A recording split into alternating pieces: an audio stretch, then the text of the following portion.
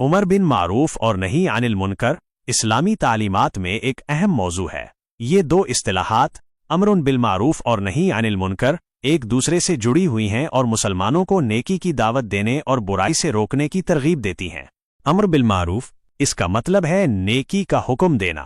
یہ صرف زبانی دعوت تک محدود نہیں ہے، بلکہ اس میں عملی مثال قائم کرنا اور اچھے کاموں کو فروغ دینا بھی شامل ہے۔ قرآن مجید میں کئی مقامات پر امر بالمعروف کی اہمیت پر زور دیا گیا ہے۔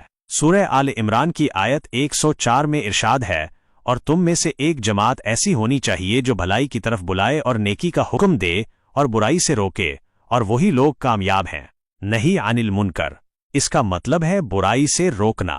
یہ برائی کو دیکھ کر خاموش نہ رہنے اور اسے ختم کرنے کی کوشش کرنے کی ترغیب دیتا ہے۔ نہی عن المنکر کے لیے ضروری ہے کہ برائی کو پہچانا جائے اور اسے روکنے کے لیے مناسب طریقے اختیار کیے جائیں۔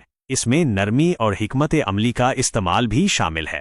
عمر بن معروف ایک عالم دین تھے جنہوں نے امر بالمعروف اور نہی عن المنکر کے موضوع پر بہت کام کیا۔ انہوں نے اپنی کتاب تنویر الابصار الجامع لعلوم الاخبار میں اس موضوع پر تفصیل سے بحث کی ہے۔ ان کے مطابق امر بالمعروف اور نہی عن المنکر ہر مسلمان کی ذمہ داری ہے، لیکن اس کے لیے کچھ شرائط بھی ہیں، مثلا علم، حکمت اور صبر۔ حدیث اس موضوع پر کئی احادیث موجود ہیں جن میں امر بالمعروف اور نہی عن المنکر کی اہمیت کو اجاگر کیا گیا ہے۔ ایک حدیث میں رسول اللہ صلی اللہ علیہ وسلم نے فرمایا، تم میں سے جو کوئی برائی دیکھے تو اسے اپنے ہاتھ سے بدلے، اگر اس کی طاقت نہ ہو تو اپنی زبان سے، اور اگر اس کی بھی طاقت نہ ہو تو اپنے دل سے، اور یہ ایمان کا کمزور ترین درجہ ہے۔ صحیح مسلم۔ اس حدیث سے معلوم ہوتا ہے کہ برائی کو روکنے کے مختلف طریقے ہیں اور ہر مسلمان کو اپنی استطاعت کے مطابق کوشش کرنی چاہیے۔ خلاصہ، امر بالمعروف اور نہی عن المنکر اسلامی تعلیمات کا ایک اہم حصہ ہیں۔ یہ مسلمانوں کو ایک فعال اور ذمہ دار شہری بننے کی ترغیب دیتے ہیں۔ حوالہ جات: قرآن مجید سورہ آل عمران آیت 104۔ امر بالمعروف اور نہی عن المنکر اسلام میں ایک اہم فریضہ ہے، جس کا مطلب ہے نیکی کا حکم دینا اور برائی سے روکنا۔ اس فریضے کو ترک کرنے کے سنگین نتائج ہو سکتے ہیں۔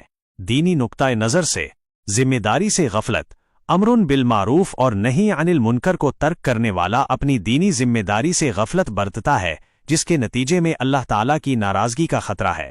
معاشرے میں بگاڑ: جب لوگ برائی سے نہیں روکتے تو معاشرے میں بگاڑ پیدا ہوتا ہے اور برائی پھیلتی ہے۔ اللہ کی لعنت: قرآن مجید میں ان لوگوں پر لعنت بھیجی گئی ہے جو برائی کو دیکھ کر خاموش رہتے ہیں۔ دنیاوی نقطۂ نظر سے معاشرتی انحطاط: اگر لوگ برائی کو روکنے کی کوشش نہیں